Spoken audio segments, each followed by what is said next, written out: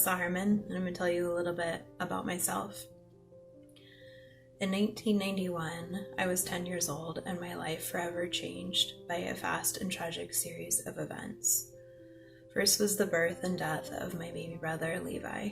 He came home for about 3 weeks, and then for reasons unknown to me, ended up back in the hospital. He passed at 3 months old. My mother then told me she wouldn't be alive much longer. Her and my father were HIV positive. At that time, I didn't even know what HIV was, but to be fair, in the 90s, who really did? Shortly after that talk, my mother passed. My family was split up. My 2 older brothers stayed with my father, and my 2 younger sisters and I went to stay with a family friend.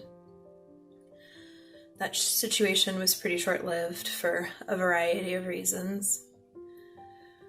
We were returned to my sick and dying father. As a 12-year-old girl, I watched my father's body and spirit be overcome by HIV and then AIDS. In the end, I'm not sure if it was the AIDS or the guilt that took him. See, life hadn't really been too kind to my dad. He was a hemophiliac growing up in the 50s. He spent his youth in hospitals receiving blood transfusions. As the science around blood transfusions evolved, he was able to do his own at home.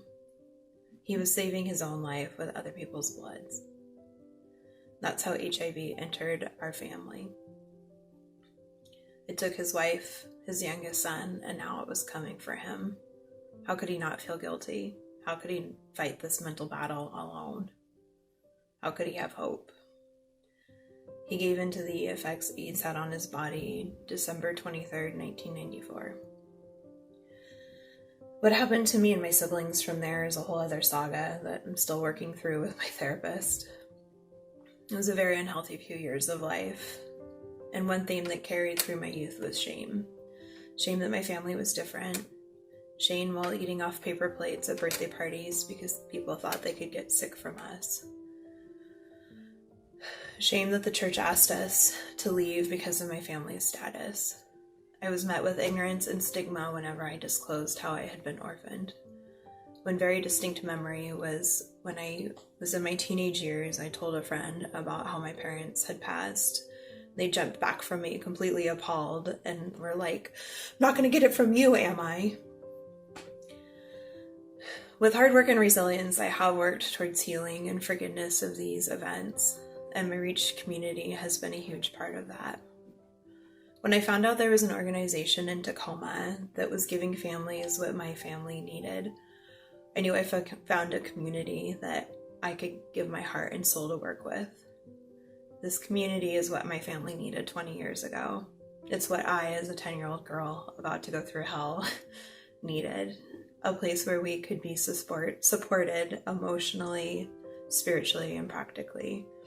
A place of solace and understanding, where we could have been met with love, acceptance, and a promise of hope. A place where we knew we weren't alone.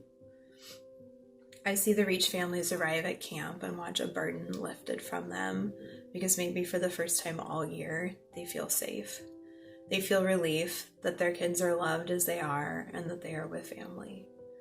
These are life-changing relationships that can heal and give hope for these families. I feel my parents' presence at camp. In a way, I'm honoring them by being a part of this community. I'm bringing them to camp and know that they would have been at home with Reach. I realize AIDS isn't the most current story in the American narrative right now, but for myself and these families that Reach works with, it will always be a part of our story. There's not a single area of our lives that's immune to the effects of this virus. Today's media coverage has really been a constant reminder of this truth, with the headlines being dominated with fear, stigma, death tolls, transmissions, and statuses surrounding the coverage of COVID-19. Even just the visual of COVID-19 virus has been a really big trigger for me and those of us impacted by HIV and AIDS. In times like these, Reach needs to be able to help these families who are dealing with the trauma of 2 viruses.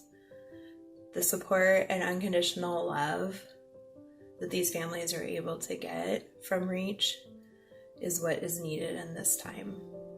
Thank you for your time and your support.